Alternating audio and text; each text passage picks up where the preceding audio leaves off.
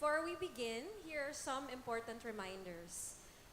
No parking along the perimeter area outside the AC campus, and food and drinks are not allowed here in the auditorium. Snacks will be served after the cluster assemblies. We shall begin in a few minutes. Thank you.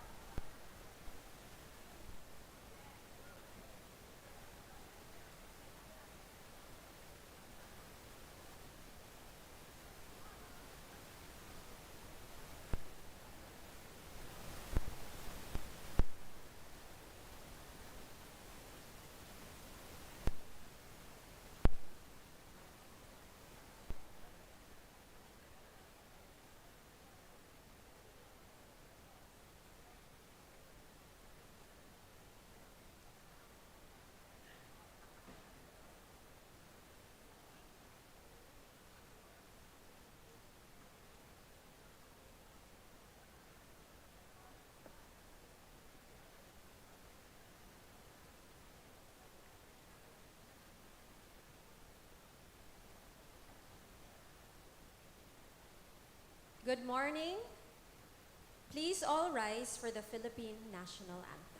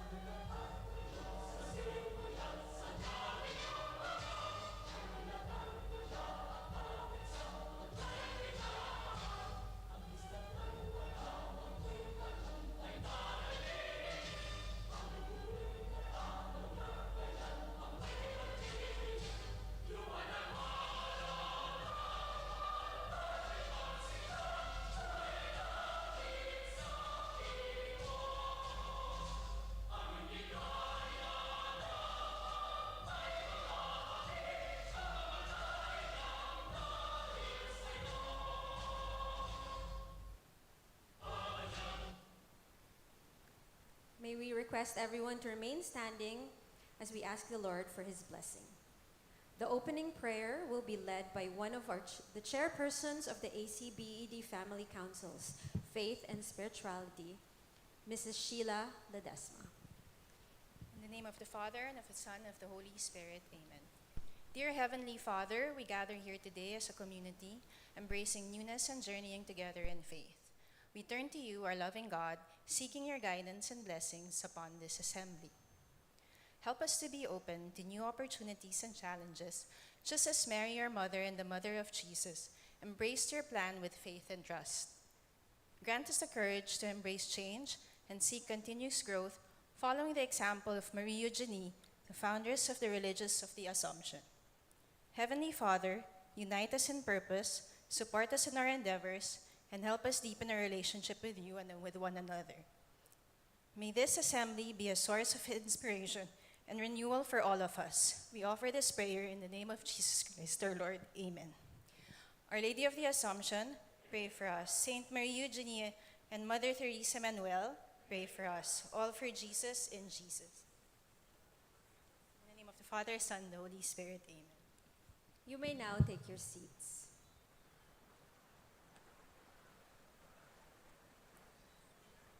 Once again, a pleasant morning to everyone as we welcome you all to the First Parents General Assembly for school year 2023 to 2024. Thank you so much for carving out time today to join us bright and early on a weekend for this morning's event. I am Patty Palmahil Poniente, and I will be your host this morning. I am a co-parent and a new member of this year's Family Council. My daughter Sophia is in the 7th grade. So before we continue, I would just like to again say some reminders that parking is not allowed on the streets of San Lorenzo or along the perimeter of the campus. You may park at the senior high school building. And after the PGA, we will break into smaller groups by clusters. Food and drinks are not allowed here in the auditorium, but light snacks will be served after the cluster assemblies. We, the parents, teachers, and administrative staff have gathered today as one community with a shared goal of collaborating together for our daughters, the students of the Assumption College Basic Education Division. We are delighted to see new faces and also familiar ones in this special event as we return to school.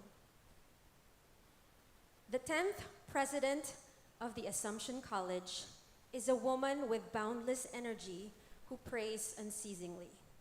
With a PhD in counseling psychology, Dr. Regala has excellent awareness and understanding of human relationships. These traits have been the underlying foundation of her 26 years of professional practice as a clinical psychologist. She was a member of the Continuing Professional Development Council for Psychologists for the Professional Regulation Commission from 2016 to 2018. She continues to be involved in providing psychosocial intervention to the typhoon victims and weekly counseling in the Greenbelt Chapel. Besides being the second lay president of Assumption College, she is also an old girl. Dr. Ola, as we fondly call her, graduated high school from Assumption College in 1979. She earned her Bachelor of Science, major in psychology from Mills College in California in 1983. In 1988, she earned her master's degree in developmental psychology, major in clinical counseling from De La Salle. She is a devoted parent and sister, as well as a loving wife to her 3 children and 2 grandchildren. And no matter how busy she is, her family is always first. Her great love is her students. As former chairperson of the psychology department, Dr. Ola was the rallying force behind every student activity. To this day, she treats students like her own children, accompanying them through their daily challenges in school and helping them work out their more serious personal problems. She has also emphasized harmony both in the classroom and in the workplace. Being of service to others is where she draws her energy and her passion. She is truly a woman of faith and a woman of action. Let us all welcome the president of Assumption College, Dr. Ola Regala.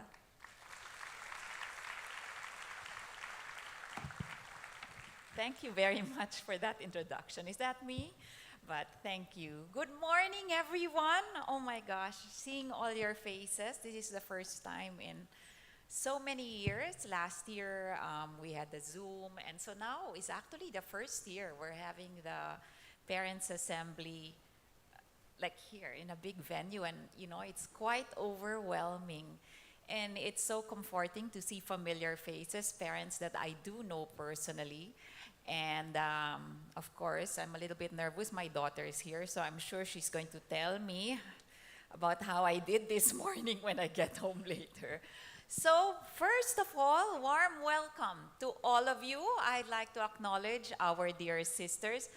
I think they are in the back. And of course, the Cana community, which is our school community. The sisters of our school community is led by Sister Jo. So they are there at the back. The Family Council, all here, thank you very much for making today possible and ensuring that we have close collaboration because after all, we are all partners in your daughter's education. And my co-educators, my colleagues, always. Students, I see some students here and friends. Good morning. I am so pleased to welcome you. Welcome home, everyone. Welcome to the MRA. I was asked by the Family Council to share, in the letter it said, the exciting plans that we have this year. I'll share the most exciting plans. I will leave that, to our admin team led by Principal Cara. But I will talk about some of the initiatives that we have planned for this year. So I'm not quite sure if those at the back can see this, but those in red are the ones that I will talk about briefly. So we have, of course, our academics and then the data privacy. I'll just talk about that really briefly. Laudato Si, care for the environment, care for the community, and finally, Assumption Forever. So I will be talking about that. But first of all, I would like to remind everyone, every year I do talk about this, just so you know, the transformative education that we give your daughters, our children, is actually the 3 pillars are academic excellence for service, faith and spirituality, and social responsibility. And of course, that is accompanied by our ability-based learning, because we find it necessary to develop these skills, I will name them, in your daughters, in our students, because they will need this when they graduate so that they can be their best selves for others. So critical thinking and discernment, communication, collaboration, creativity, leadership, empathy, national and global citizenship, and self-direction. And all those skills grounded in these very important core values: awareness, commitment, kindness, simplicity, humility, integrity, oneness, and respect for nature. And we believe that our education, grounded in the three pillars, together with ability-based learning, will form our students, your daughters, to be meaning makers when they leave us here. So that's what our education's all about, and I will leave the rest to the academic team. So first, I'd like to talk about the initiatives we're taking in for care for the environment, Laudato Si. We've had actually initiatives in place before the pandemic.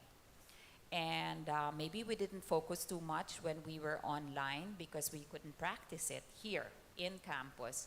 But we are going back to that full force. However, we are still collaborating to come up with definite initiatives that we will all be following inside the campus. But first, I'm very happy to share that we actually see, we really worked on this. It's so sensitive. Thank you, Michelle and Sergio.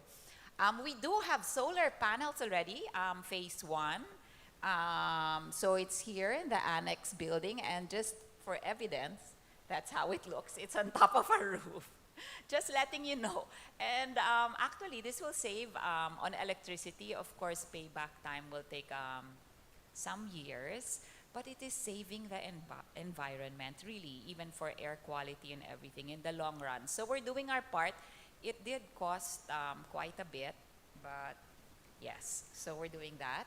Now, of course, there are things that we will be working on. We are currently developing initiatives, but in collaboration with our co-educators, our faculty, staff, and our students. And once that is all firmed up, we will be sharing that with the parents. I'd like to let you know that environmental topics are also incorporated in the curriculum. But how can you help us? You know, it's important that we're consistent, not only, there's a consistency between what we do here in school and what you do at home. So, parents can support this by limiting or eliminating single-use plastic when they give their kids baon. Actually, even before the pandemic, we don't anymore allow the use of plastic bottles here in campus. You cannot buy any drinks in campus in plastic bottles. However, this is a one-time free pass. I know that the Family Council purchased, or actually has, water bottles today. So that's only for today, okay? After that, no more. All right, just help us by putting all the water bottles together, maybe in the different rooms where you are in, so that we can it's easier for us to put it together and put it in the recyclables. Remind your daughters, and also us, to throw trash properly. Even when you go to the malls or any other public buildings, you have your 3 trash cans and then what to throw in which can. So let's try to be very consistent with that and helping your daughters do that. I tell you, once the initiatives are in place, we're really, really very strict about that. But even me, we are guilty. Where's my daughter? No, it's hard in your family at home. If it's not something that you practice or they don't believe, it's so convenient to use plastic. Seriously. So you really have to make a strong effort. You know what? With the climate change, we are all experiencing it. Not only here in the Philippines, but all over the world. And this is the very little thing we can do to help that. So really, Laudato Si, no? Carry your mga eco bags and stuff like that. Okay, if the commons, that's our cafeteria, will restart, we had this policy. The bringing of your own containers and utensils, and then they give some kind of incentive, like if your daughters buy food but they use their own containers. I'm not quite sure what incentive they'll give this time when the policies are in place. We will give you a heads up on that so you can promote it with your daughters. Gentle reminder also, if you are here on official business or you have meetings here, please, if your driver or a family member or whoever is picking you up is in the car, please turn off the engine. No idling here in campus. Actually, anywhere in the Philippines, it's not good. It's bad for the air quality. But here, I'm just letting you know, we do have fines for that. And we will send out the reminder. We have, observed some vehicles doing that. And we do remind them. But please remind also, I'm reminding you, but those who pick you up, okay, whether family members or your drivers. So remember, please reduce, reuse, and recycle. Let's do our part in saving the environment. Okay, let's take care of our Assumption community. Okay, the last maybe, 2-3 weeks, when I see parents in campus, they've been sharing with me their horror stories about the traffic, coming in, dropping off their daughters, or even going home.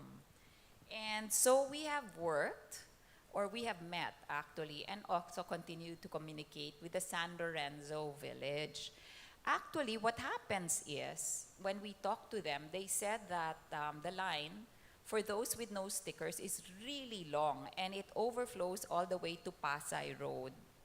Yes, because Amarsolo and Pasay Road. And then also from Ponce or anyway, the other Pasay Road also, the other end. And the Masaya has been complaining about that traffic. And also, the residents have been complaining. Let's try to understand the residents, no? For over 2 years, almost 3 years, there were no cars. Very, very few cars coming in because of our school. So this is something that they also are getting used to. So understandably, there will always be discomfort in any change. So that's why we're trying to work together for the parents who haven't gotten stickers. We have asked the association to provide us a table here in campus. I think the Family Council sent out this notice that you can do your car sticker application here in school. In fact, for today, the table is right in front, here in MRA. But for the rest of this month, until the end of September, you may apply for San Lorenzo car stickers in the bed admissions office. And if you have difficulty parking, you can park only for September, okay, in the perimeter parking of San Lorenzo Drive, just for September. And I really highly encourage you to purchase the car stickers because it facilitates your entry. One reminder also, I'm so sorry that I keep talking about this because this is a problem too. In dismissal, that's another time where the village says traffic is not so good. You know what? Please remind your daughters when they are dismissed to please already go and wait for their car. We have stories of students, the driver or the yaya or the mother is there waiting and has to go around again or has to go around, and when we look for the daughter, they don't want to go home yet. We love that they love to stay here. We really do. But that is causing traffic. So please remind them or else tell them, sige, we'll just have you picked up about 30 minutes after dismissal time so that, just so that there's that advance warning, because really, we have complaints about that, and it's because we found out, it's because the students are not ready to go home. Even the yaya saying, hindi ko nga alam, lumalakad pa dyan, nandun or somewhere there, So it's really hard. So those are just the reminders. This is what the applications forms look like. I think you have up to 4 stickers allowed. Yes, 4 stickers. So I'm not saying to avail of all 4 stickers, but maybe if you have your own vehicle, at least, get one. That will facilitate the traffic. Okay, and then we have, this is still care for the community. That's for our Assumption family. About a month and a half ago, the Makati Med hearing team, their department there, came and had a proposal for us. And so we listened. And actually, I thought it would be worthy to mention it to you and see if you, the parents, would be interested. The objective here is to make healthcare accessible. Oh, it's going forward. Okay. To make healthcare accessible to our students right here in campus.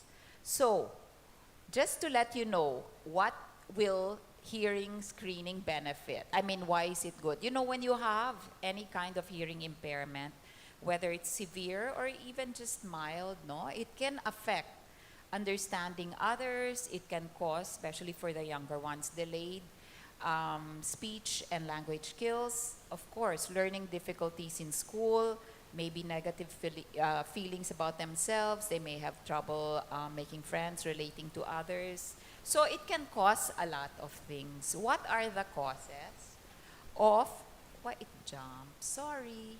It's really good, this thing. Okay, what causes hearing impairment, even a small level or what? Some of you may actually can relate with this. Some of your daughters may be prone to ear infections. That's really painful. But, if you have it often enough, it can cause some hearing impairment. Measles, meningitis, head injuries, exposure to loud music. Sometimes and besides some people, they have their earphones, they're listening to music, but it is so loud, I can also enjoy their music. And believe it or not, it does cause some kind of hearing loss. So, and then secondhand smoke, no? I just thought I'd mention it. Anyway, it is recommended that all children have hearing tests at ages 4, 5, 6, 8, 10, screenings between 11, 14, 15, 17, 18. And actually, the important thing, I'm not even going to talk about that, is when you diagnose hearing changes, as in any kind of difficulties your children have, early intervention will give the most positive results. So so that's why we want to make this available. What happens is, if you want to avail of this in Assumption, they will bring everything here, and your daughters can just go maybe near the clinic or what, and your daughters can go, and there is no obligation to avail of the services of a doctor in Makati Med once they find out that maybe something needs to be done, or you need some kind of, I don't know, medicine or any kind of intervention. I'm a true believer, actually. I have a friend whose son was doing so well, this is many years back, preschool in grade 1 was doing so poorly, they couldn't understand. And they put him in the front of the class, they put him in the back, nothing. Anyway, went to the pediatrician. The pediatrician, this is gross, but anyway, they just totally cleaned out the ear. And you know what the boy said? This is true, okay? My daughter's probably saying, well, who's that? Okay, but then, you know what? When they totally cleaned out the ear, he said, Mom, I can hear everything. And then, he started to improve and went back to his usual high-performing self. So that's a true story. So I promised Gabby I wouldn't talk too much about this. So we will be sending a short video. The Family Council will be sending a short video about the benefits of having hearing screening in your social media through Family Council. And then there will be a survey. The more that avail of the test, the less the cost will be. I think it will be about 400. And it's just right here. So I thought I would mention that. So watch out for that. Okay? And then actually that's the last in what I'm going to talk about, the Assumption Forever, and that's a mixed endowment fund. I'm talking about this only today. I've talked about it, I think, last year. It's because it's a new thing that we put up here in Assumption. And we saw the need for it during the pandemic. We have never raised, and I need to explain it to you because when you have fundraising in the bed, also in the head, all throughout the Assumption campus, 10% goes to the Assumption Forever Fund. So I just want you to understand. So during the pandemic, let's go back to that really quickly. We lost all our sources of auxiliary income, rentals of the sports center, the MRA, Henry C. rooms, bookstore, cafeteria concessionaires, and others. However, even if we had no income, we had to continue spending, even if your daughters were not here. We had to maintain the campus. We needed to fight against the biggest enemy, one of the biggest enemies during the pandemic, which are small but terrible, the termites, terrible. And extermination, prevention, and then we had to upgrade our IT facilities and equipment to ensure that we could provide the online learning your daughters deserved and received. So we relied on our savings, but then during that time I was attending all these workshops and seminars and I found out other schools, especially, abroad, were surviving the pandemic from the funds, from their endowment fund. And so that's when we thought of having an endowment fund for Assumption, no? And so that's what will help us to be resilient. So you may be wondering where it goes. Okay, where our endowment fund, it's mixed endowment because there's a certain portion that we save so that we don't touch, and eventually when it grows big enough, we can use those earnings for whatever other needs we have. But meanwhile, we also provide for scholarships for deserving students, both in the basic education, we started that this year for basic education, and higher education, facilities, IT upgrades, support for quality academic programs, our Marie Eugenie Institute, which ensures that we are well-formed so when we deliver our faith and spirituality, all grounded in St. Marie Eugenie's philosophy. Sisters, you heard that, I included that. Okay, and the Solidarity Program of Assumption. So that's where it all goes. I just want to talk about two projects. I'm not asking for anything today. I just thought that it would be important for you to know that with what we are working on. The first one is the 70 for 70 project. Guess what? In 2028, we will be celebrating our 70th birthday. Assumption San Lorenzo's 70th birthday. So we said, well, let's do something that's meaningful, no? In celebration, preparing for that 70th birthday. So we have the next slide. Okay, educating women, creating our future. Okay, actually, about this news came out that we really, not our school, but all over the Philippines, we have a poor track record of training for teachers. Actually, our country scores one of the lowest in math, I think, and science across Asian countries, no? Lowest scores. So we were saying, wait, that's really an advocacy we can take on. Lalo na we're in education, di ba? And then, of course, there was research that showed, oh, it went fast, there. That showed that the mental health, I think, Michelle, it's best that you just press the next, please, there. That mental health actually has been a big concern, especially because of the pandemic, especially in our youth. And so those are stats that came out from research.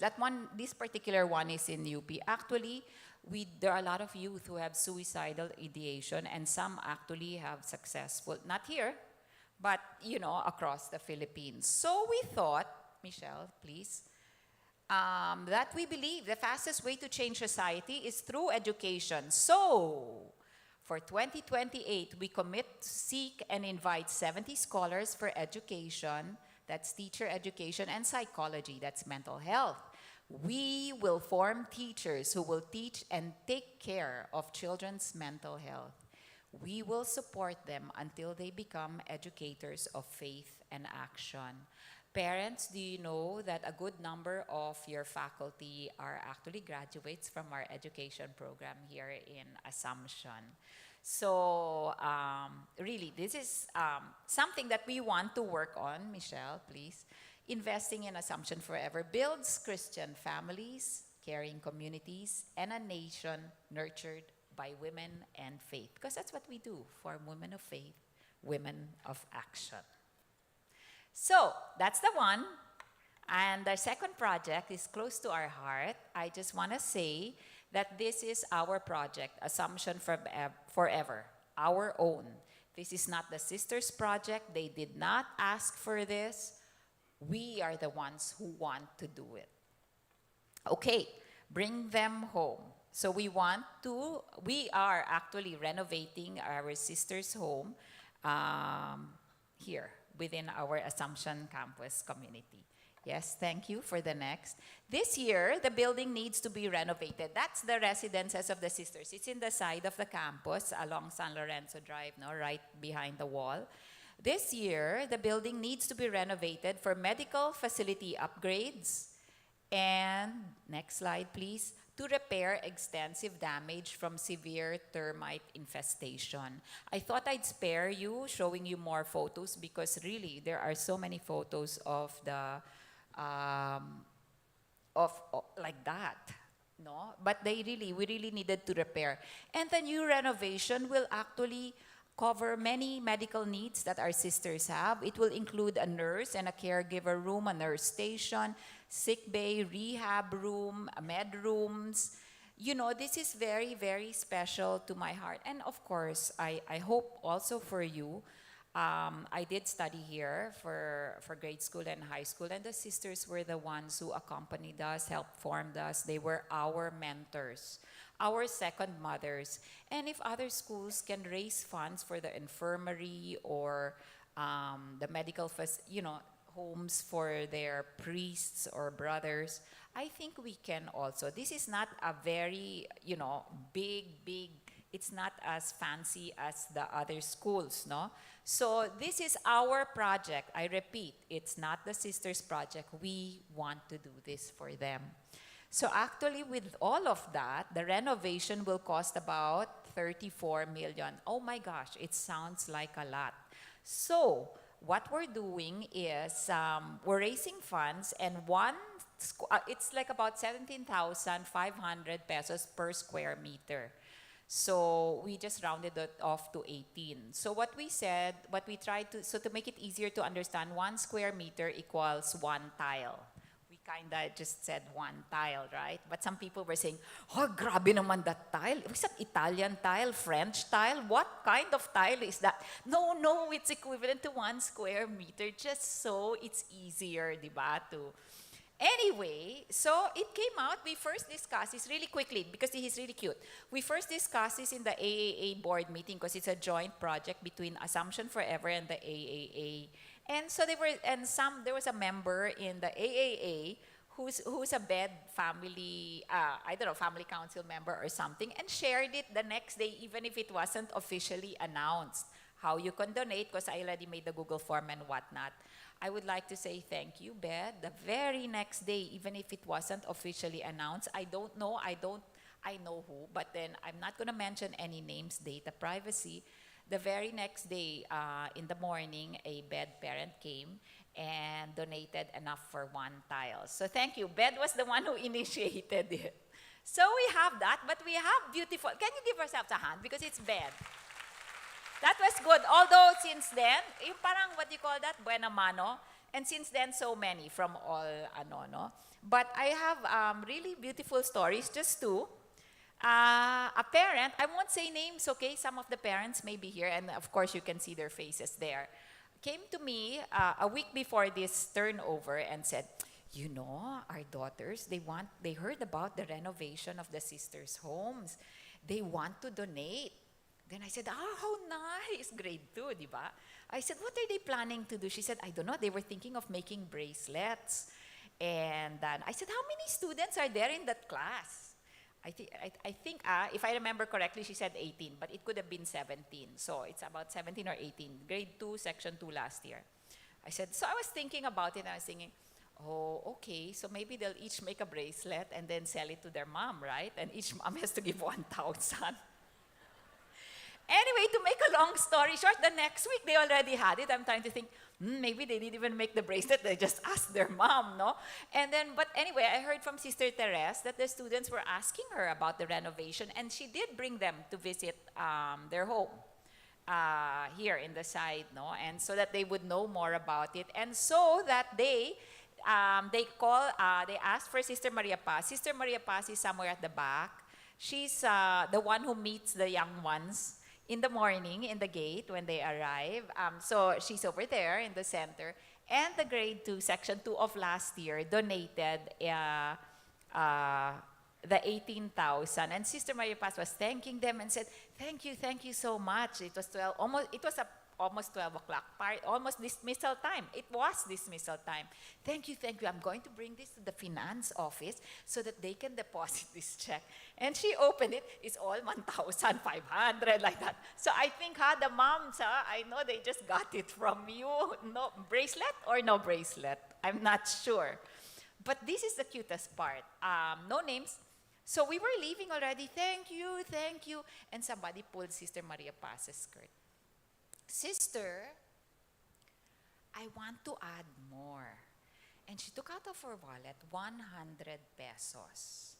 So last year, grade 2, section 2 donated 18,100 pesos. Let's give them a hand.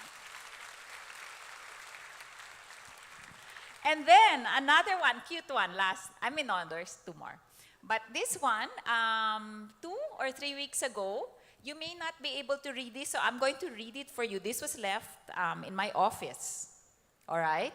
I will read to you. To the AC Sisters from Pilar, 3, Section 3, 2023. Maganda araw, sisters. Pray for all 3, Section 3, and I will pray, and I will, I'm not quite sure, you and your house. I hope your house is good soon. Thank you for all that you do for this school. I hope you guys will have a good time in AC. Sister, are you having a good time? Where is sister? We'll have a good time in AC. God bless you. And how beautiful. She put the thrust of this year. Embrace newness, journey together in faith. And she left a 100 peso bill. Her name is Pilar. I do have her last name, but I thought it best not to include the last name. But Pilar's mom probably knows, and maybe the section, no? So, yes, we've been raising funds. Finally, one more story. You know, in the graduations and the moving ups, we were moving up ceremonies. We were selling flowers outside here in MRA. And actually, the proceeds actually reached 70,000. And I wanted to say thank you to the flower crew. We have a photo. They donated it to bring them home also for the sisters. So yes, let's give them all a hand. Michelle. So actually, to date, they actually already starting to fix, no? The bidding and everything is done. The home, hopefully it will take less than a year. They said it will be a year. But to date, we have 6,337 and 67 pesos and 23 centavos. That's 352 tiles. Yay, but we need 2,000. Sisters. No. But anyway, just to let you know, because there are many initiatives, not only here, not only from the bed, but even in the head and the alumni. So just so you know, all right? And then finally, we have an external relations and development office, and under that falls Assumption Forever. But since it's called external relations, they send out newsletters. It will be shorter now and probably every quarter. Usually the Family Council and our principal sends it through Blooms, and then we send it through Viber. Please take time to read it because your daughters are featured there, or the upcoming events or events that just passed. So, that's actually it. I invite you all to share our vision and mission in shaping future women leaders. Thank you to the BED Family Council for the shared communication, collaboration, and support. Thank you, Miss Gabby Dimhoko, and the whole family council for always being there for today, arranging this, and for the future endeavors for this year, no? Let us always move forward together, always as one Assumption family. We are partners, always carrying out the mission we have been given, you with your family, with your daughters, us also in the education. So together, let us embrace backward. That is our thrust for the year, newness, and journey together in faith. Because ultimately, it is always all for Jesus, in Jesus. Good morning, everyone.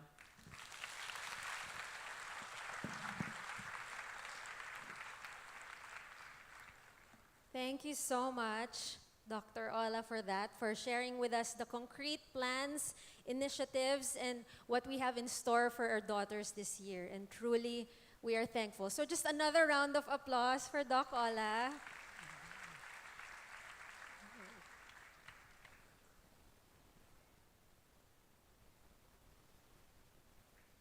Okay, our next speaker is familiar to many. She was the Director of Academic Affairs for the Basic Education Division. Previous to that, she was the curriculum writer at Authentic Education in New Jersey, USA. She also assisted in designing and facilitating seminars on understanding by design for private schools. She has training in project-based learning as well as visual thinking from Harvard University, reading skills from Columbia University in New York, and various training on the IB program. Ms. DeClute started as an art teacher for 10 years and eventually became the team leader for Art and Music Department here in AC. She has a master's degree of education from the University of Florida, majoring in curriculum and instruction. Her undergraduate degree is in architecture from the University of the Philippines, Diliman, where she graduated cum laude. She is also an old girl and graduated high school from the Assumption College in 1995. To welcome us all to another school year and introduce the members of the BED faculty and staff, here is the principal of the Assumption College Basic Education Division, Mrs. Cara Atienza DeClute.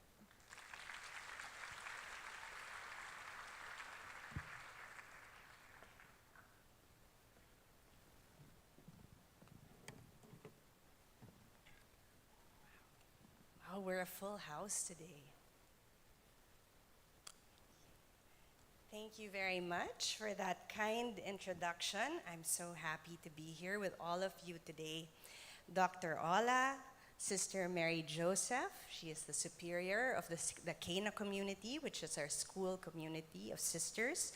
Mrs. Gabby Limhoka, Bed Family Council President, Family Council officers, fellow administrators, teachers, staff, and our dear parents. And I also see some students. Good morning and welcome to AC. Thank you first to our Family Council for organizing this annual event. Your partnership is so important to school life, and we are so thankful for your support. We're looking forward to all of your projects this school year. Thank you also. Before I start, I just want to say thank you also to Dr. Ola for telling us all how the traffic issue will be addressed, because I know that that's at the forefront of everyone's minds. I will just add one thing, which is that once clubs and varsities start, that will also alleviate the traffic more because dismissals will be more staggered. Okay, so I'd like to start today by introducing you to the dedicated faculty and staff who are teaching and taking care of your daughters this school year.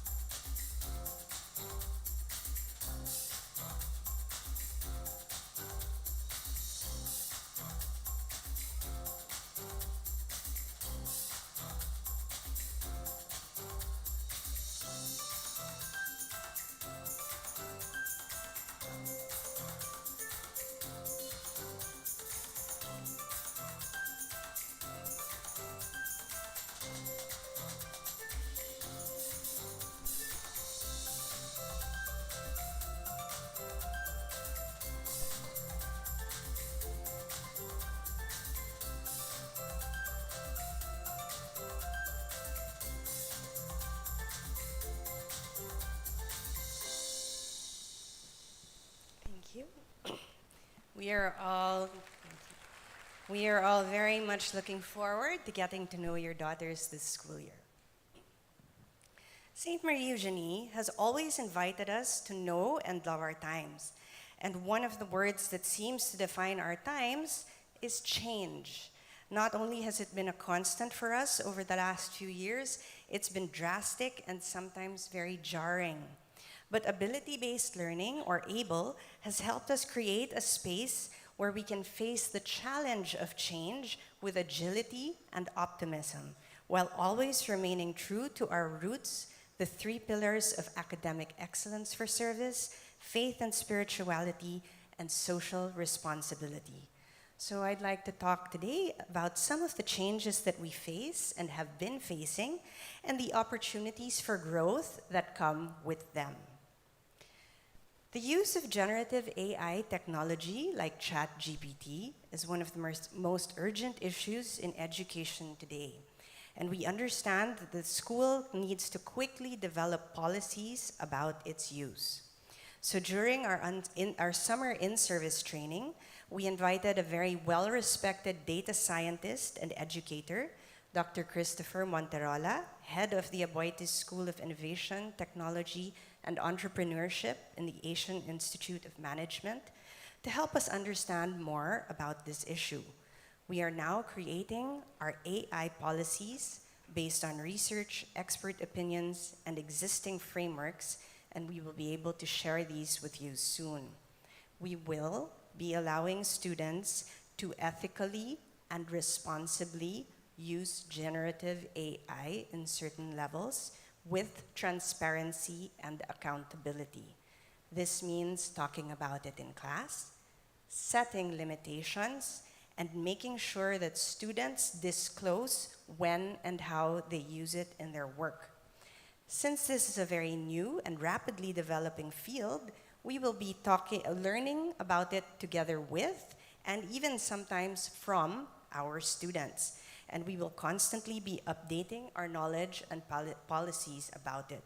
It's worth noting that AI is allowed as well in the International Baccalaureate assessments with proper citation. So you will be furnished with a copy of our policies once they are complete. So this brings me to another change.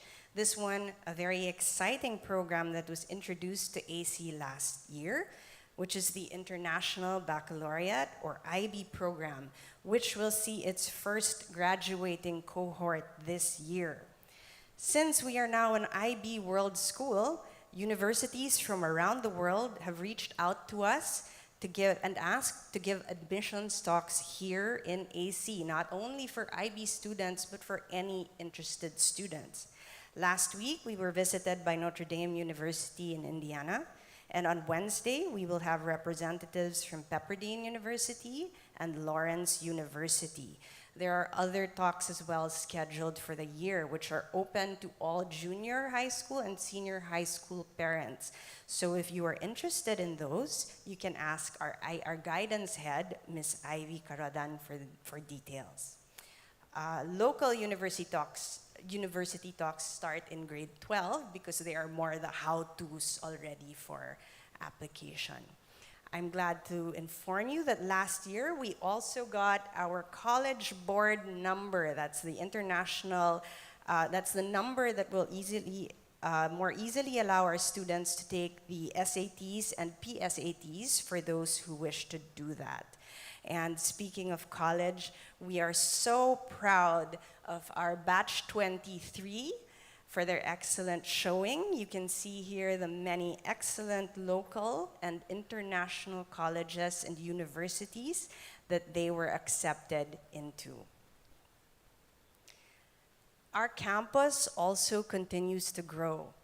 As announced last year, our makerspace is taking shape, and we have already received our high school robotics kits. We're still waiting for the grade school ones. Our electronics kits, some new computers, and this box over here is our 3D printer. Other equipment using regular tools like drills and hammers and saws will still come, and that's just as important as the high-tech stuff. And it's important to note that it's not the equipment that makes a makerspace, but the mindset of creativity, innovation, and experimentation. Another area that has evolved over the last couple of years is our assessment and grading practices, which we are constantly refining. Our ABLE principles helped us develop an interim online grading system that considered the extraordinary stress and irregularity of learning online and living in a time of trauma, while still helping us maintain our academic rigor. And while we are not exempted from seeing some of the learning gaps that all of the schools around the world are seeing, we are also happy that many of our pandemic practices, like streamlining our curriculum, intensive feedbacking, and scaffolding, are actually allowing us to teach more advanced content in younger grades. So in science, for example, we're able to teach forest diagrams, which are actually a grade 8 topic. So we've been able to bring that down to grade 4. In math, logarithmic and exponential functions are senior high topics now taught in grade 10. And in social studies, students are able to do really complex work analyzing multiple primary sources about historical events as early as grade 5. So this is a grade 5 work, analyzing a primary source document about the Spanish occupation in the Philippines. So I think that one of the things we're very proud of is that even through the pandemic, we have been able to maintain our standards, and we're excited to build on this in the coming years. With last school year's transition back to a numerical grading system for grades 1 to 10, our academic awards in these grade levels will be updated this school year. Now, we are showing this slide, but I must emphasize that while we have academic awards, please do not pressure your children to get these. At the end of the day, it is not these awards that matter, it is their learning. We're also very seriously reviewing our special awards for character formation to make sure that when we do reinstate these, we have considered what educational research tells us and that we listen to multiple stakeholders. We're also excited to be building on the My Able profile, which was piloted in school year 2020 to 2021 to help students track their growth. This year, we will be launching the ABLE portfolio. We will start very, very small. It may be digital or physical. There will only be a handful of works, maybe just a couple. But we will focus on the portfolio's most important component, which is reflection, and giving our students the opportunity to see and share their growth in the abilities and values, not just in academics, but in extracurricular activities and character formation as well. In this way, we want to honor every student's journey and achievements. Now, perhaps the biggest change of all, and at least the one we feel the most, is the transition out of this pandemic. Now, we hope that's what this is already. There is no playbook for helping children or parents adjust to this. And this is hopefully a very joyful transition, but for many, maybe especially the parents of our younger children, it also comes with a lot of anxiety and fear of the unknown. For some, having kept our children under our watchful eye, sometimes almost 24/7 for 3 years, and having a very, very high degree of control over their school lives, it can be difficult and even scary to have to do to let go, a little bit, or let go a lot. After knowing exactly what they have been doing all the time for so long, it can be hard to see them forget things, make mistakes, have normal fights with friends, and just fail sometimes. But experts tell us all that it is vitally important for their future success to let children take ownership of their learning, so that they can develop the resilience and independence to succeed in the future.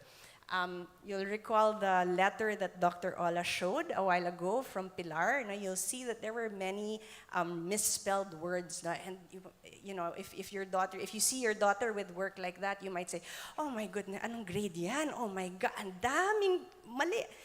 But actually, those children are going through an important stage of literacy called invented spelling. And it's very, very important for the way they make meaning of letters and the sounds that come with them. So actually, at that age, if you correct their spelling, it's actually damaging to their literacy development rather than helpful, because they are not learning the sounds of the letter. So it's very important to let them go and make mistakes. In the CNN article entitled "Failure is Your Child's Best Tool," the author tells us that kids don't learn when life goes perfectly for them. It's like working out with 1-pound weights forever. And this other article from Edutopia, which is a great education site, reminds us that children cannot learn without failing. And we need to resist the urge to jump in and fix things all the time, because that can result in more harm than good sometimes. I'll deviate from my script a bit here and tell you a personal story. My daughter, who is now in grade 12, sometimes gets very anxious. And I remember a few years ago, there was a test. This was before the pandemic, I think, and there was a test that she wasn't able to study for. But she wasn't sick the next day.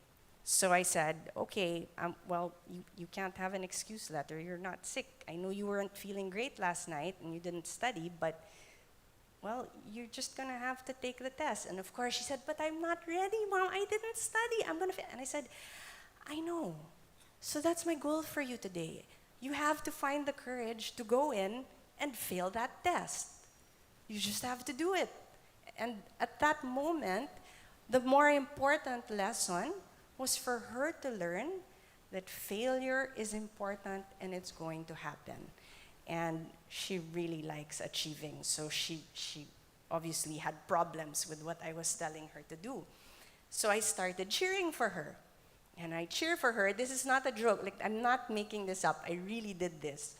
My cheer for her was, fail that test. Fail that test. You can do it. You can do this. You can go in tomorrow and you can fail that test. I believe in you. You can do it. And I don't actually remember what happened. I think she couldn't stand it and I think she stayed up to study. But that idea of telling her that this is going to happen, so you have to learn how to do it, and it's an important part of learning, that is something that maybe we all need to help our children with today. And that is why you see growth mindsets in all of our classrooms. And that's also why it's important not to get overly fixated on academic awards, because we want to help create an environment where mistakes and failure are a normal and important part of life and learning. In AC, a change has challenged us, but it has also made us stronger and better.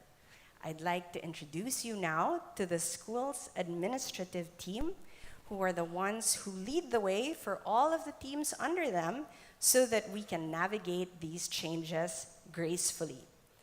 We have Mrs. Michelle Alsola, our Director for Academic Affairs. Mr. Anthir Boniales, our Director for Senior High School and IB Diploma Coordinator. Ms. April Patigas, our Director for Student Affairs. And Ms. Lani Paulino, our Director for HR and Administrative Affairs. Now we're going to play a video for you in a minute, but Mrs. Paulino is not in that video, so I just want to give her a special shout out. She's a very, behind the scenes kind of leader, but she's the one that takes care of our teachers and staff and makes sure that our campus runs smoothly. So all of the preparations today, she stayed here until late last night to take care of all of it. Okay. So the A-team, together with some of our faculty and staff, will now tell you a bit more about academics and student life in AC this year. Please enjoy this video.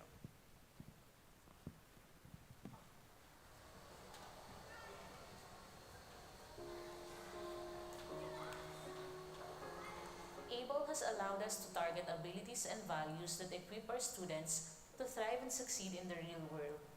21st century skills such as creative and analytical thinking, resiliency, agility, and self-awareness. During the pandemic, ABLE gave us direction as we suddenly shifted, employed the learning from home setup, and introduced AC ABLE Connect as our response to navigating the new reality. It helped us slowly shift back to on-site last year through high-flex learning, allowing us to be agile and resilient as a community to ensure the continuous delivery of quality instruction. The pandemic allowed us to learn, innovate, and create in ways that point to better ways forward.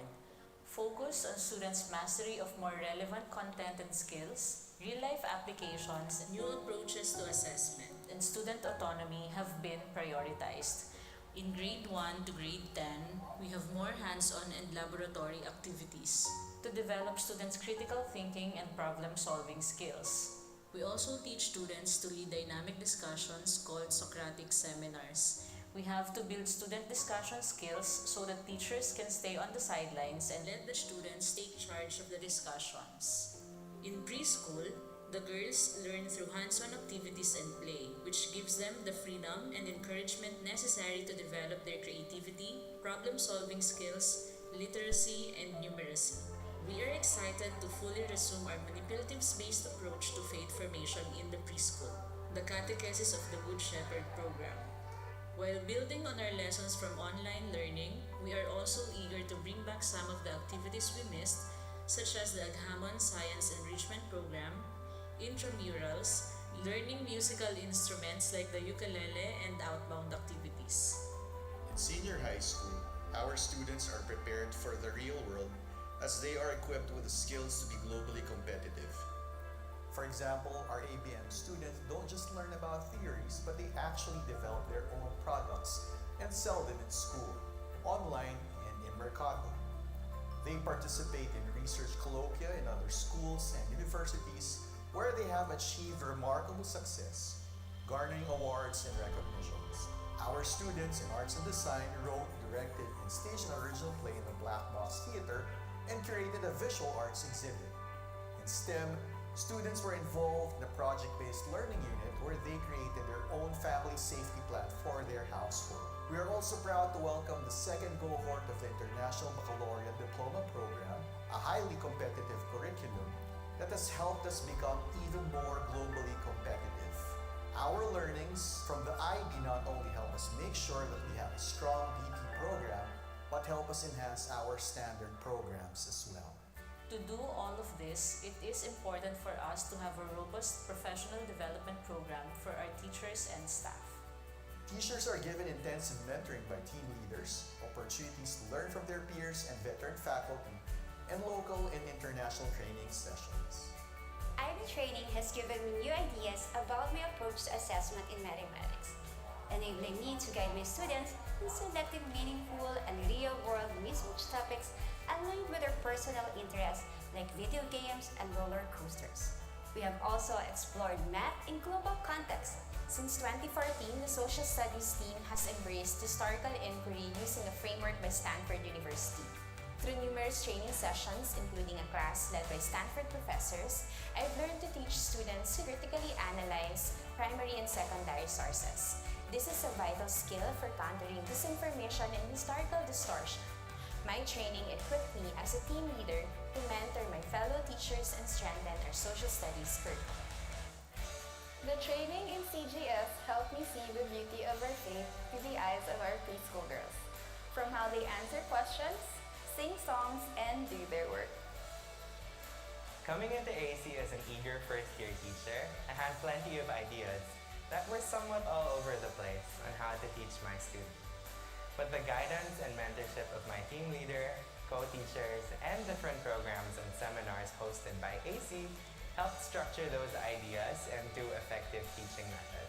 Now, I still have plenty of ideas for my students in my second year of teaching, but I believe that I'm now better equipped to make them reach their full potential. Not only do we strive for academic excellence, we also aim to provide our students with holistic formation. With our different extracurricular activities such as clubs, orgs, and varsities, students are able to explore their talents, interests, and passions. They learn about dedication, courage, perseverance, and resilience. Many of our big events such as the Med Fair, alternative classes, shows, and Caps Day are headed by our student leaders and are purely student-driven. It is also important to us to expand our students' horizons through different global partnerships. Whether online or in person, our students are able to learn about different cultures, gain new perspectives, and make new friends. We participate in international conferences and competitions such as the Model United Nations and Model ASEAN Summit. We also make sure to prepare our students for college as early as grade 9. We have school visits by local and international colleges and universities. And of course, we champion student wellness. This year, in light of the mental health and socialization issues brought on by the pandemic, a team of teachers and guidance mentors will receive training and formation sessions from experts in psychology and child development to support student well-being and character formation. The All in Jesus team is made up of the CLE departments, Center for Social Involvement, and Campus Ministry Office. We all work together to make faith come alive for our students and the rest of the community. As we return to in-person classes, we are letting ourselves be strengthened more by the sacraments and finding ways to support the direction of the church. This means more time for sharing and discernment, different kinds of prayer, and vibrant liturgical celebrations. In our social responsibility activities, we expose our students to social issues and advocacies. We are trying to give the students more voice and choice in their social action activities, and we are always excited to support student-led initiatives.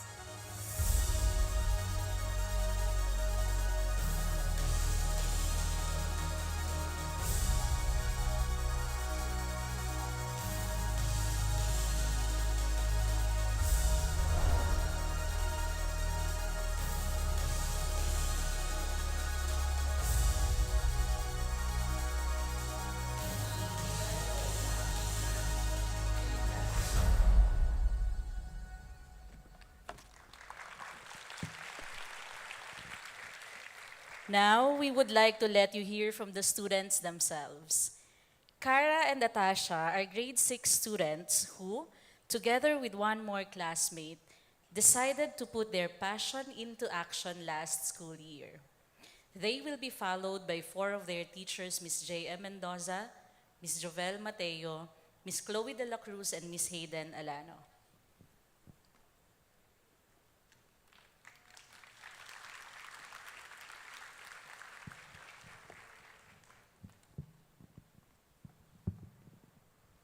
Despite being in the pandemic, the farmers of the Sierra Madre mountain ranges continue to work and provide food and water for Metro Manila, even at the risk of getting sick. This is what we have learned from our social studies class. Good morning, administrators, sisters, parents, teachers, and staff. My name is Christina Garceron, and I am one of the proponents of the Save Sierra Madre project, alongside Atasha and Elena. Good morning, I'm Natasha Inocencio. Last school year, when we were in grade 5 in social studies class, we learned how the Sierra Madre mountain range protected Luzon and its inhabitants during typhoons. However, projects such as the construction of the Kaliwat Dam put the mountain range in danger. When Miss Mendoza, our social studies teacher, learned that we were actually very invested in it, she helped us to launch the Save Sierra Madre project, which aims to raise awareness about the importance of the Sierra Madre and promote different ways of protecting the mountain ranges, including calling for the stop of Kaliwat Dam's construction. The process of organizing the project was long and difficult, yet worth it. We had to prepare things like proposals and scripts to invite our batchmates to participate in the project. Fortunately, our batchmates were open to the project and participated in spreading awareness by making drawings and posters that were displayed around the AC campus. On the screens, you can see some of these posters and drawings.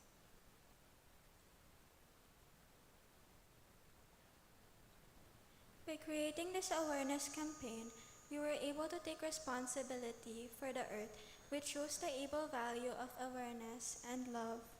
Additionally, we were able to show our dedication to make this project work, even if it was hard to spread the word, which also shows the able value of commitment. I believe that our project made an impact on the AC community and the Sierra Madre for the best. All of these actions may be small in our eyes, but simple acts go a long way if all of us do them. Even if we are young, we can definitely make a difference in this world, small or big. We, young people, can help our country and the world. Through this project, we were able to be stewards of our common home, and we can attest that if we work together, we can save not just Sierra Madre, but our future as well. Thank you so much for listening.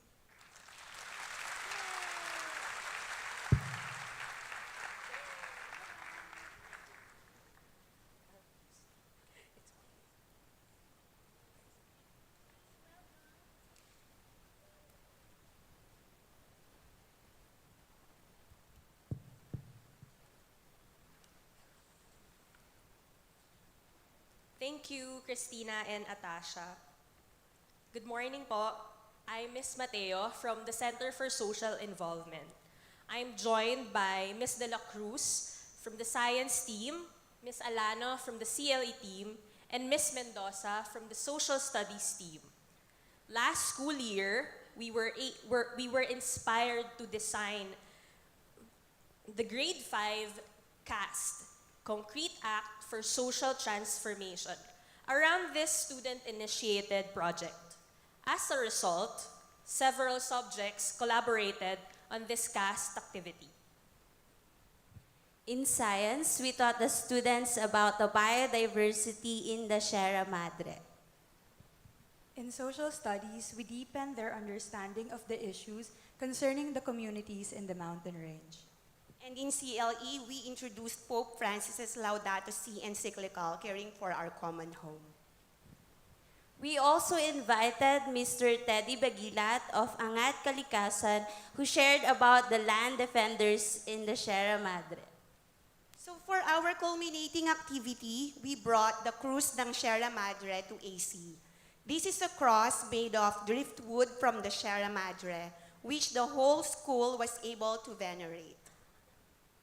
This successful collaboration is a dream come true for us, AC educators, because we were able to empower students to initiate a project that they themselves are passionate about. We are very blessed and honored to have witnessed and supported this beautiful initiative from them. We hope that this gave you a glimpse of how our students live out the 3 pillars of Assumption Transformative Education: academic excellence for service, faith and spirituality, and social responsibility. Thank you and good morning.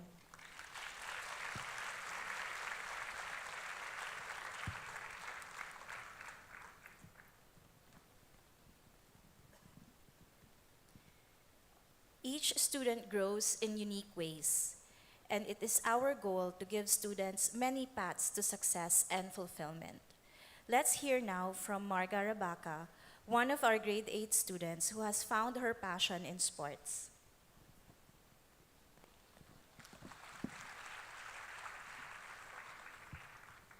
Good morning, everyone. My name is Margaret Abaca, a student from grade 8, section 3, and a member of the badminton varsity team since grade 4. And today, I'll be sharing about my experience in varsity. To give you all some background, announcements for tryouts came out when grade 3 was about to end, and I found it to be a good opportunity to have an extracurricular activity.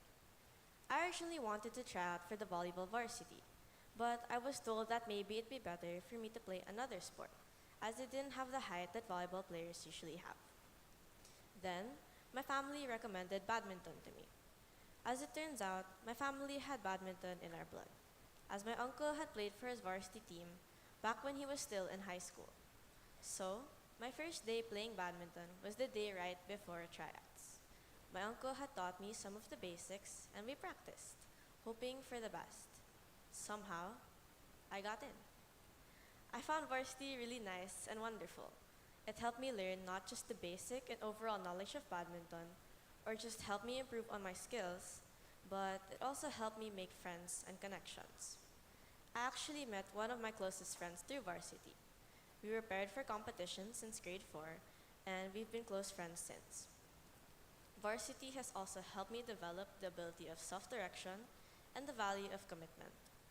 It helped me build a good attitude towards competitions and a good attitude towards daily life. It helped me learn that I should empower myself to take my losses and learn from them. My coach was very supportive and always reminded us to learn from our mistakes and to come back stronger. This also helped me be more open to receiving feedback, to not take it personally, and to use it to grow and improve. I also learned the value of dedication.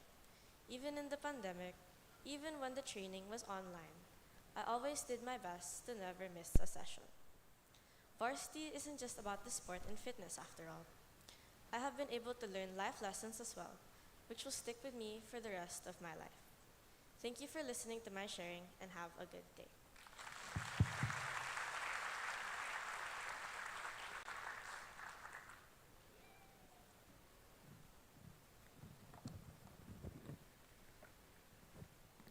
How has an AC education impacted our graduates?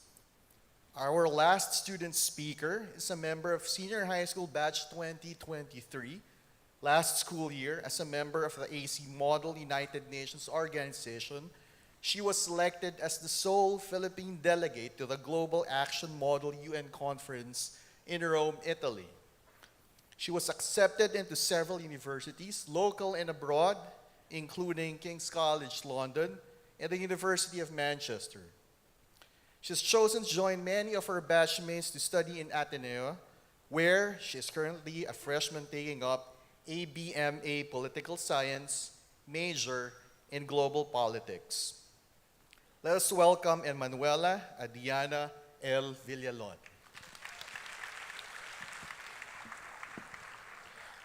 Thank you for the introduction, Sir Bunyales. So good morning, everyone. My name is Ada Villalon, and I am currently a freshman at the Ateneo de Manila University, studying ABMA Political Science, Global Politics. Today, I'm here to talk about how AC shaped me into the person that I am today. AC, as an all-girls school, focuses on empowering young girls, providing them with a support system, and giving them ample access to opportunities. I saw this firsthand with the Assumption College Model United Nations organization. I was a member of ACMUN for all of my years in senior high school, and nowhere else have I felt so supported and so cared for. I was able to go to Harvard Model Congress Asia in Japan and Gale Model United Nations in Korea. Above all, though, the opportunity that I was most grateful for was the opportunity to attend Global Action Model United Nations in Rome, Italy. I was selected as a representative of the Philippines by a Rome-based organization working with the DFA to attend Global Action Model United Nations in Rome. My moderator, Ms. Hernandez, supported me all the way through the rigorous selection process, giving me advice and reassurance the whole time. The school community supported me as well, cheering me on and making sure that I had everything I could possibly need for my trip to Italy. At that conference, I was given the highest possible award I could have gotten. I fully believe that without AC support, I wouldn't have been able to do so. During my years in AC Mon, I felt so supported and uplifted that because of that, I wanted to be able to pass on the skills of diplomacy and research that I had learned to the next generation of AC Mon girls. The support and opportunities that AC provided me with also helped open doors for me, especially when it came to college admissions and college proper. I was offered admission to colleges local and international, like mentioned earlier, the University of Manchester and King's College London, and I'm currently studying at Ateneo de Manila University. So the things I learned and the struggles I overcame as a student here helped me adjust to college life really, really well. The fact that I had study systems and teamwork skills allowed me to take on leadership roles in my block early on and lessen the struggle to adjust to the workload. To sum this all up, without AC, I would not have been able to become the person that I am today. I was given every opportunity to succeed and the support I needed to excel. As a result, I have become someone who is unafraid to pursue her passions and has the discipline and work ethic to see them through. This is the gift that AC gives every girl that passes through its doors. Beyond the rigorous academics, it gives them a support system and solid values formation, allowing each graduate to fulfill Marie Eugeni's wish to be all that Jesus wants them to be. Thank you for listening and have a good day.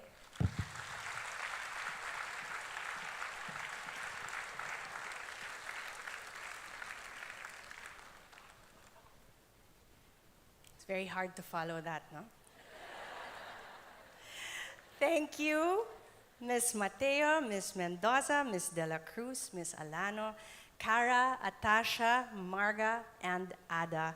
You make us so proud.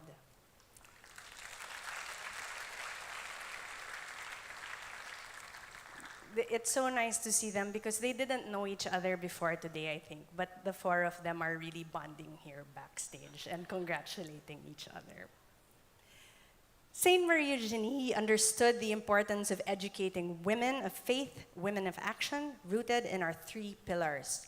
In this world that can sometimes be a difficult place to be a girl and a woman, we are passionate about our mission to give our students as many opportunities as we can.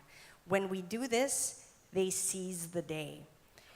If you take a look at our BED social media pages, you will see the excellent performance of batch 2019, most of whom graduated from college this school year with a shower of Latin honors, including several magna and summa cum laude graduates from major universities.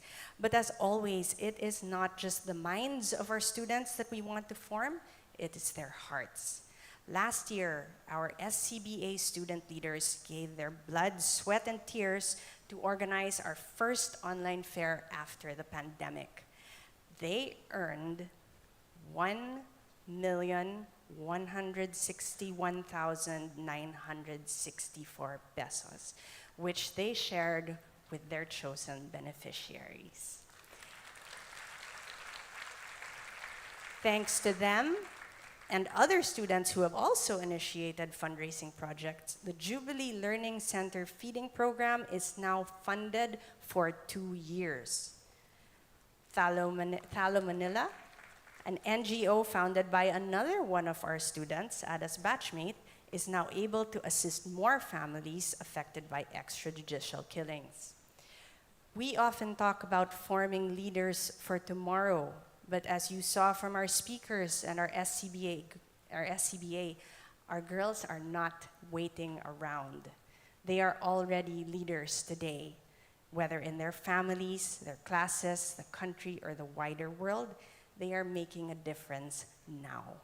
We can't wait to see what they do next. Thank you and good morning.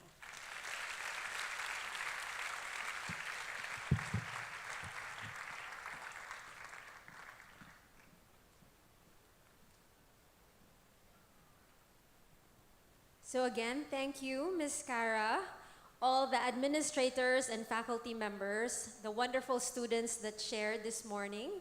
Maybe two main takeaways that I personally got from everything is that change is the only constant thing. And I love how Assumption is embracing that change and maintaining that growth mindset. And secondly, it takes a village to raise our children, our daughters. And I feel confident and complacent after seeing everything that our daughters are in good hands, truly in good hands. So again, let's all just give a round of applause for everyone that shared and gave really insightful presentations today. Moving on, now, the Family Council has always been supportive of the school's initiatives towards its continuous improvement in its drive for excellence in education. An organization as diverse as the Family Council, with dedicated parent volunteers coming from various disciplines and industries, needs a team of selfless and compassionate individuals who will work towards the achievements of its goals. Now, to introduce the AC Basic Education Family Council Executive Committee, the Board of Trustees, and the committee heads for this school year, 2023 to 2024, our next speaker is a wife to Peter, a mother of 3. Her son, Agustin, is now a young adult. She has 2 AC girls as well, Juliana in 11th grade and Claudia in grade 3. She is also an old girl from Assumption Batch 1995. She co-founded Playworks Early Childhood Centers, a preschool with several centers in the metro. Teacher Gabby has an undergraduate degree in psychology and a master's degree in family life and child development from the University of the Philippines, Diliman. She advocates teaching and learning through play and has been working with families, caregivers, and teachers since 2004. She provides teacher training, consultations for early childhood care and development, as well as parent seminars. This is her 11th consecutive year serving in various positions at the Family Council. Let me call on stage the president of the AC BED Family Council, Mrs. Gabby Roa Limhoco.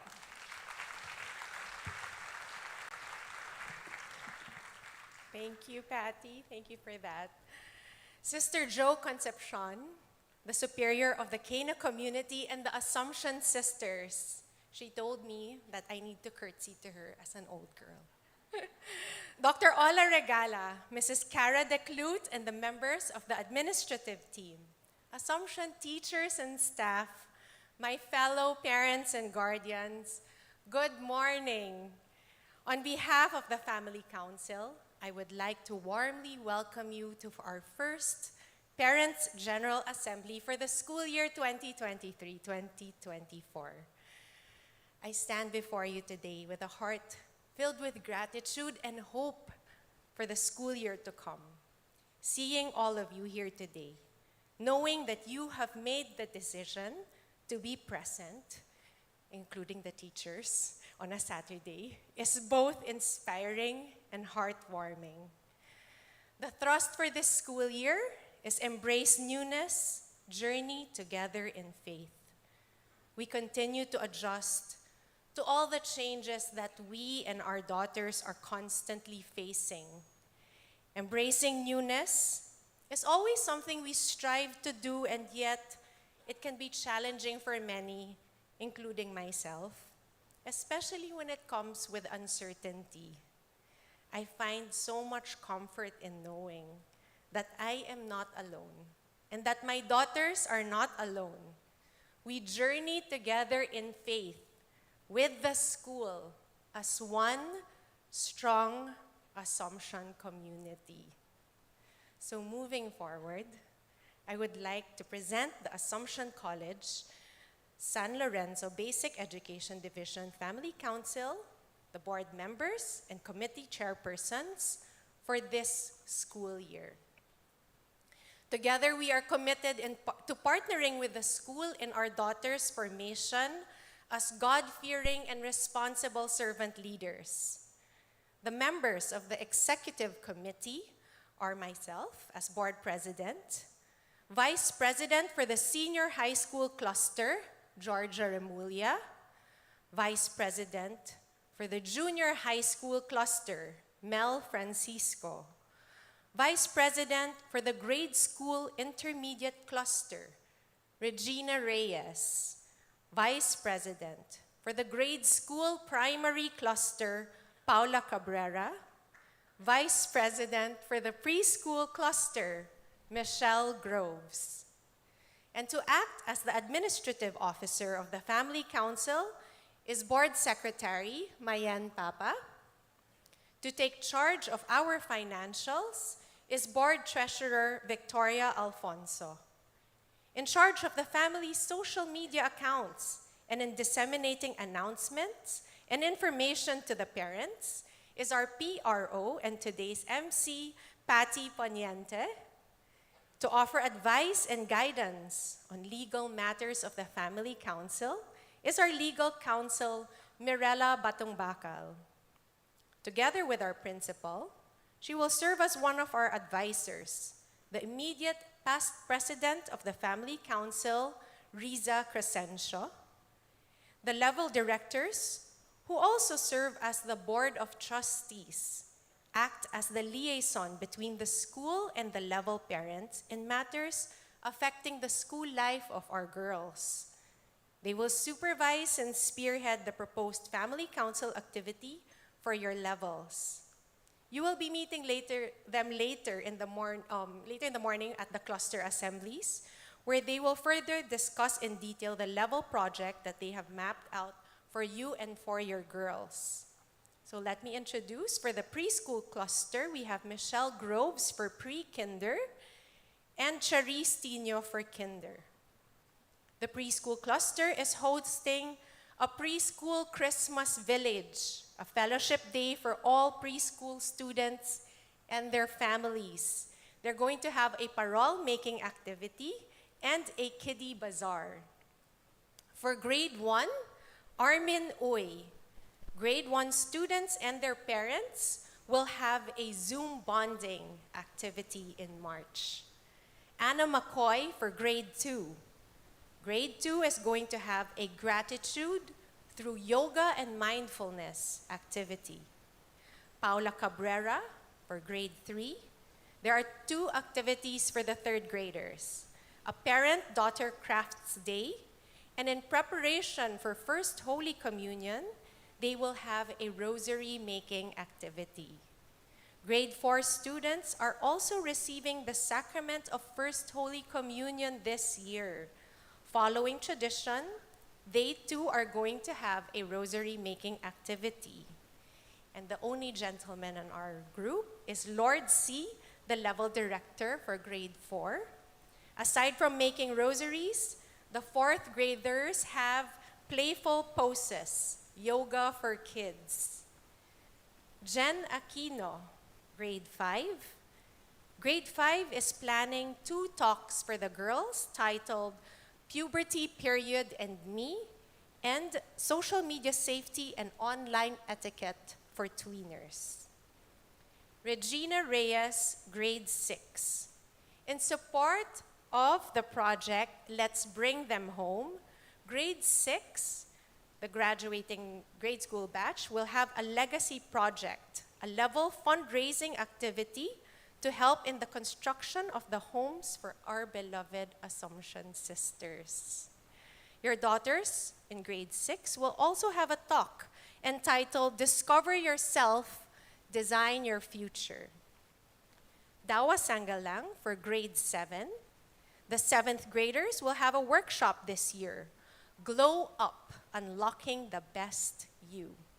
For grade 8, Barb's Aragon, grade 8 also has a talk on self-care, Glowing Up Gracefully, a guide to etiquette and skincare.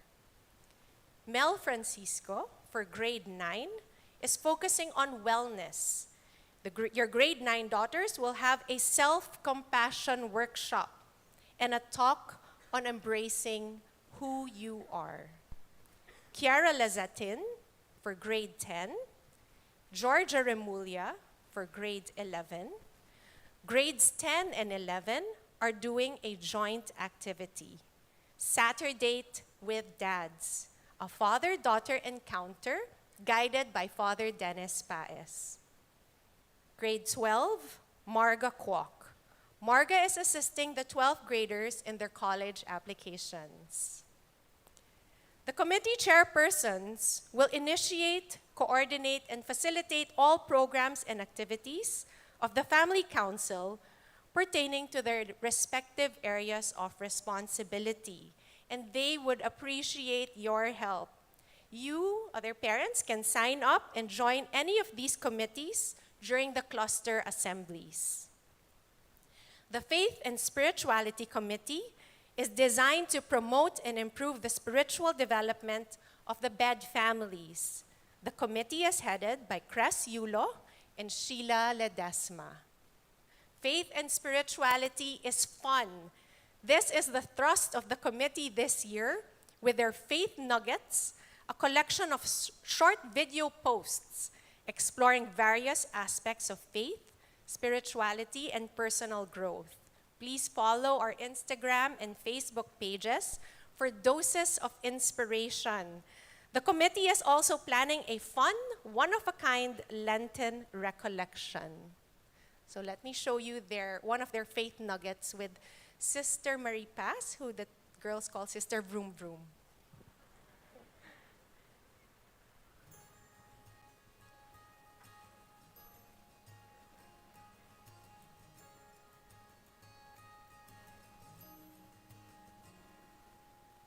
Kindness begets kindness.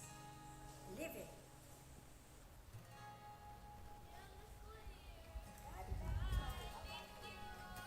So yes, everyone knows Sister Marie Pass.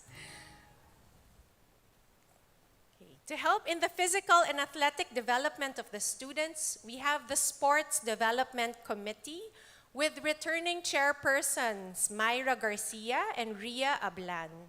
The Sports Committee is organizing a first aid training seminar for the varsity coaches and club heads. The Safety and Physical Concerns Committee assists in the improvement of school facilities, the safety and the security of the student body. This is led by Jaja Ledesma together with Milen Pineda. We hope the carpool matching program, spearheaded by the Safety and Physical Concerns Committee, has helped you. The Parent Engagement and Community Enhancement Committee, or Peace Committee, this school year is led by Andy Kila and Bianca Sumngat. Please join us next week on Thursday, September 21 at 4 o'clock for a talk by Dr. Pinky Valdez on understanding generations Z and Alpha. And save the date, we're looking at October 18 for another talk hosted by the Peace Committee. This is an extension of the talk that Mrs. DeClute shared with us in the parent orientation. Dr. Cara Fernandez will have a special talk for parents on the psychological and behavioral consequences of quarantine on school-aged children. So we hope you can make it. The SRI committee is here to support and enhance the social involvement and responsibility thrust of the school, and is the social action arm of the Family Council. The committee heads are Vicky Burgos and Jenny Icasas. We are inviting doctors and nurses in our community to help us with the medical mission on January 20 at the San Juan Nepomuceno School, an Assumption Mission School in Pasay, in Malibay. Please let us know if you would like to volunteer, and we also welcome your donations. The Ways and Means Committee is led by Nicole Jacinto and Trisha Tensuan. This committee is coordinating the resource-generating activities of the Family Council. On November 25, we will have the screening of the Disney movie Wish. Let me show you a short trailer.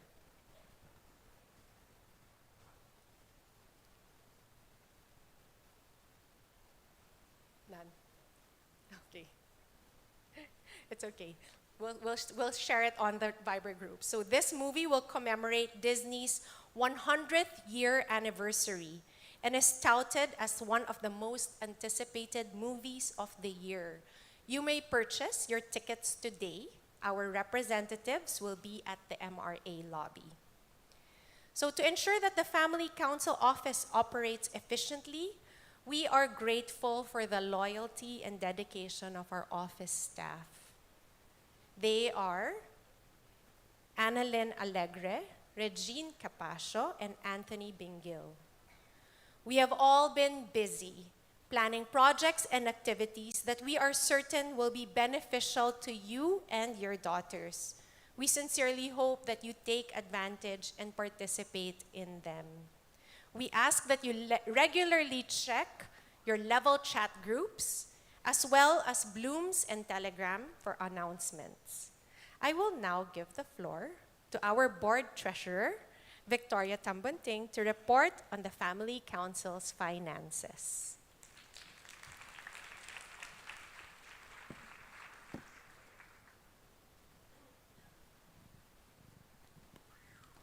Good morning, BED community. It is great to see you all here again at the MRA. Thank you for joining us.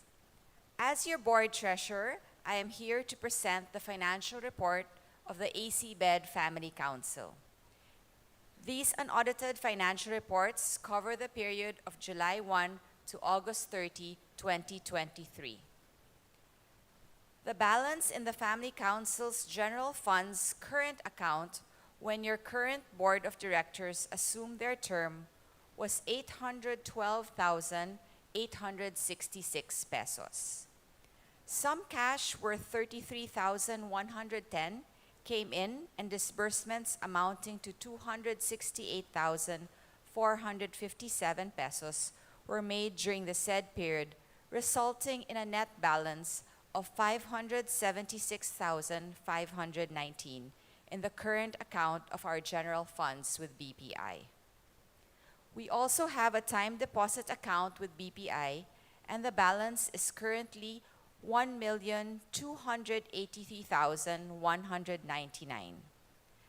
The balance of our current account with Union Bank is 199,250.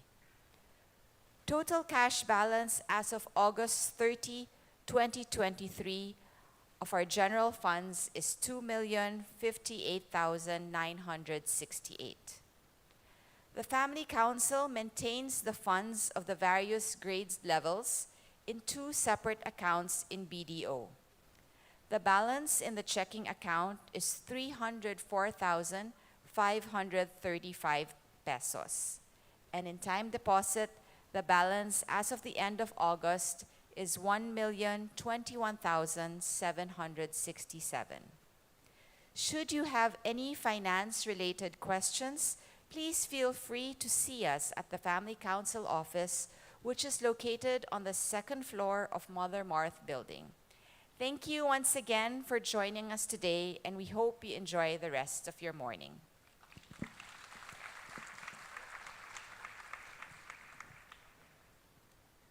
Thank you, Vic, for that report. We will now move on to the induction of the AC BED Family Council Executive Committee, the Board of Trustees, and the committee heads for this school year. May I ask the members of the Family Council to please stand up for the oath taking.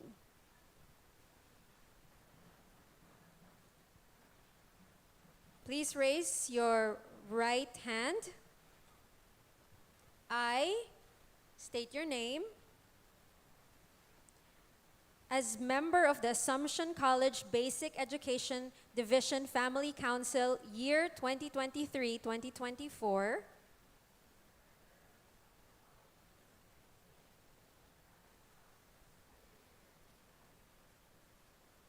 do solemnly swear to perform my duties to the best of my abilities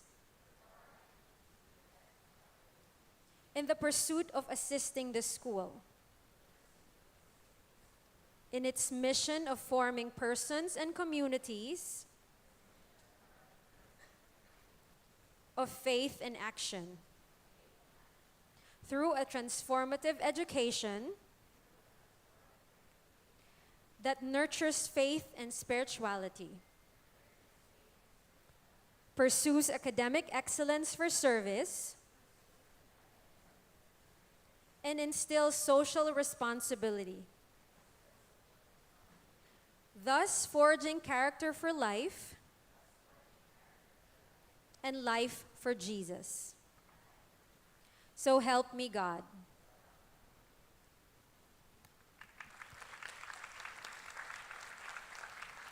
Ladies and gentlemen, I present to you the members of the Board of Trustees of the AC Bed Family Council, school year 2023 to 2024. A big round of applause for all these parents here. Thank you, everyone, and we look forward to your active participation this school year. We look forward to another year filled with joy and fulfillment for the Assumption Bed community. This ends our General Assembly, and we will now proceed with the cluster assemblies where you will be briefed about this year's activities and other pertinent information such as present school policies, grading system, and other academic concerns. Parents, we hope you will take this opportunity to meet your daughter's teachers. You will also get the chance to be introduced and to mingle with your fellow parents and partake of the snacks prepared for your batch. We are grateful for everyone's presence at our first Parents' General Assembly.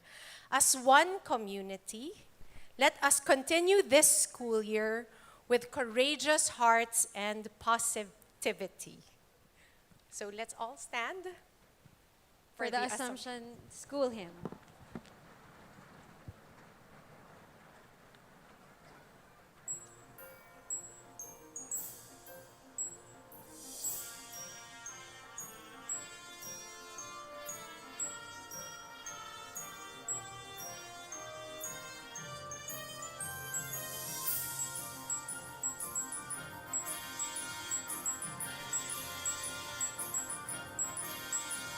All hail to our beloved Assumption, all hail the land it goes fame.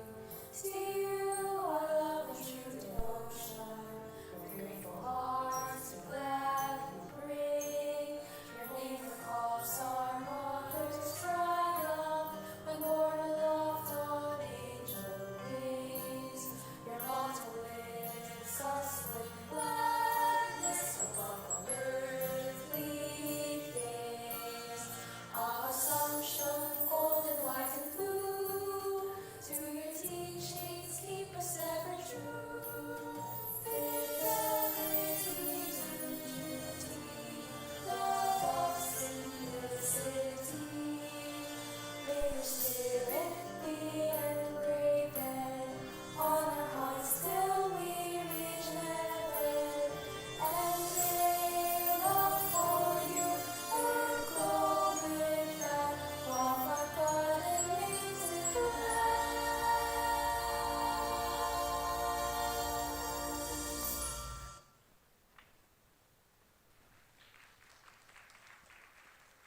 You may now proceed to your cluster assemblies.